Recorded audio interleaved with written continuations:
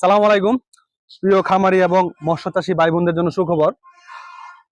Fire service থেকে মাত্র 100 গজ ধরে 5 নং ওয়ার্ড, ঠিক আছে, মাক্কি ফিশ মেলে এই মেলটা ভাড়া দেওয়া হবে। এখানে রয়েছে অফিস ঘর, ঠিক আছে।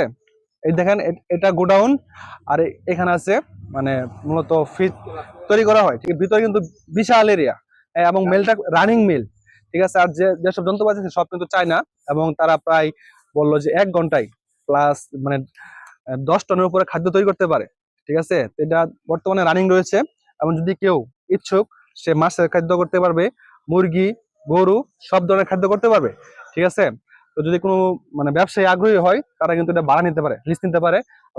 যেভাবে নেক হয়তো বা 6 মাস, 1 বছর, 2 বছর, 5 বছর, কোনো রানিং সবকিছু লাইন টাইন করা বর্তমানে খাদ্য তৈরি করতেছে।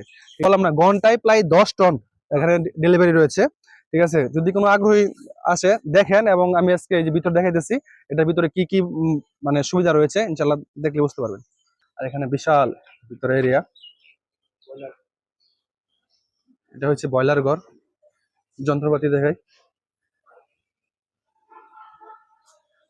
ব্রয়লার ঘর, ঠিক আছে। রানিং কাজ চলতেছে, অলরেডি খাদ্য তৈরি করছে সকাল থেকে।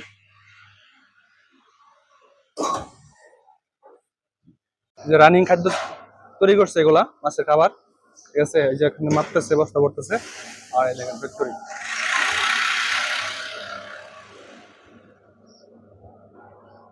যে কাজ করতেছে এখানে খাদ্য, ঠিক আছে। অলরেডি কাজ করতেছে খাদ্য, প্রতি বস্তায় বস্তায় ভরে এবং ওয়েট মাপা হচ্ছে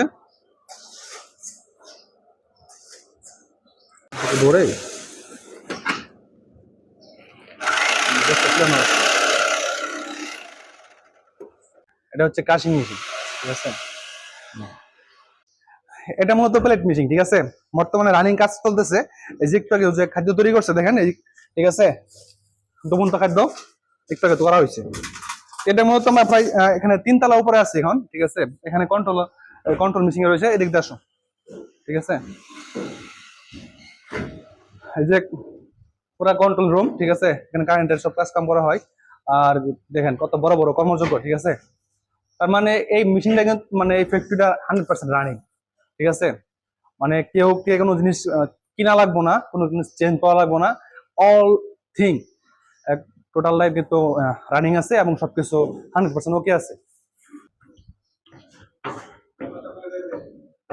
পরে কিন্তু এখন আমরা 5 তলায় উঠতেছি, এটা শিফটার মেশিন, ঠিক আছে। আসেন, মানে বিশাল বিশাল ব্যাপার সেবা। একটা ফ্যাক্টরির মধ্যে কত কিছু থাকায় এটা আমাদের ধারণার বাইরে।